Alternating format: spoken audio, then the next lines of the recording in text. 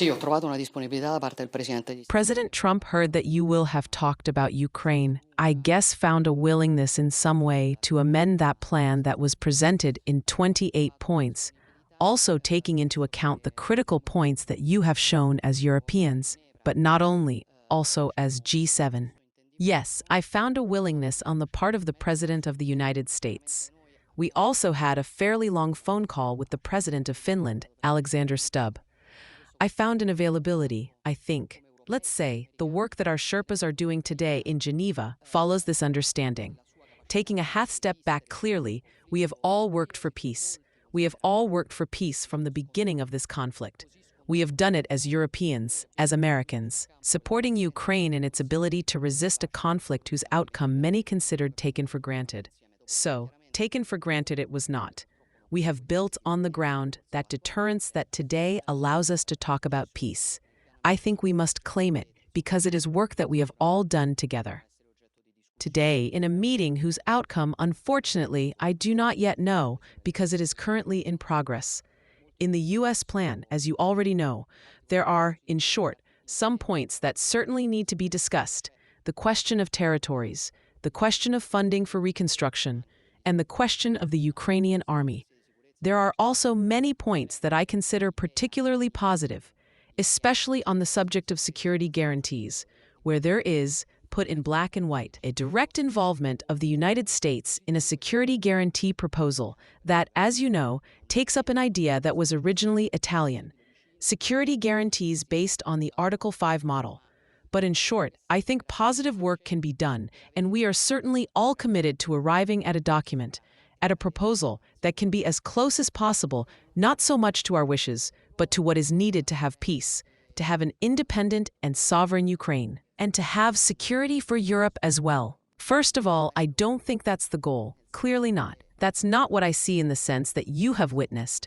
I have witnessed all the times when the Ukrainians have clearly thanked me and the United States.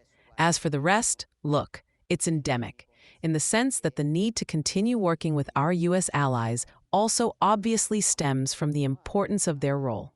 If one were ungrateful to them, there would probably not even be a need for them, in the sense that one would not understand their importance in the conflict.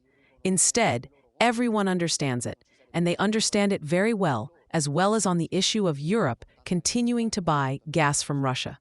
For example, I explained to the President of the United States that, for example, Italy, since the beginning of the war, has done a huge job. At the time, our dependence was certainly significant. So maybe, let's say, something of what happened afterward didn't come across in the communication. But we, for example, have totally diversified, as you know very well, and we are no longer dependent on Russia at all.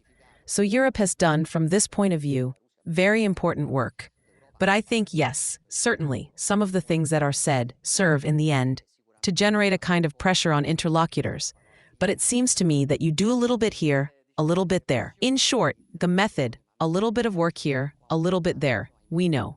In some cases, it has even been effective, as we have seen in the Middle East. After that, the real point, I repeat, in my opinion, is not the press statements. The real point is what eventually ends up in black and white. What is in the proposal with which Europeans, Ukrainians, Americans decide to come to the table with the Russians? On the European partners, I think it was clear from the communiqué that was made yesterday. We consider it a starting point, and we are ready to work to improve the proposal. This was in a meeting in which all the European leaders present at the G20 were participating, plus our G7 partners, so broader, and it seems to me that we are all in line. As for pressure, we don't have a deadline, in the sense that we work by priority. As I said, we are working for a 1/12 aid package, and for now, we are not adhering. In the future, we will see, but we have not given ourselves deadlines on the issue of corruption. Clearly, it is of concern. It also affects public opinion, which, rightly, is very sensitive. I want to say that I consider it important that Ukraine has shown that it has the antibodies. In the end, we must always remember that these arrests come on the basis of initiatives by Ukrainian institutions. So there is probably a problem, but there are also antibodies to deal with that problem. The Deputy Prime Minister Salvini is saying something correct, that Italian money cannot go into the hands of corrupt people. And of course, we must be vigilant to prevent that. But again, it seems to me that the Ukrainian government has shown that its institutions have full will to fight any corruption phenomenon, something all the more serious, since they have people who are dying at the front. Abbiano dimostrato di avere piena volontà di combattere, insomma, eventuali fenomeni di corruzione che a maggior ragione sono molto gravi per loro, atteso che hanno della gente che sta morendo al fronte.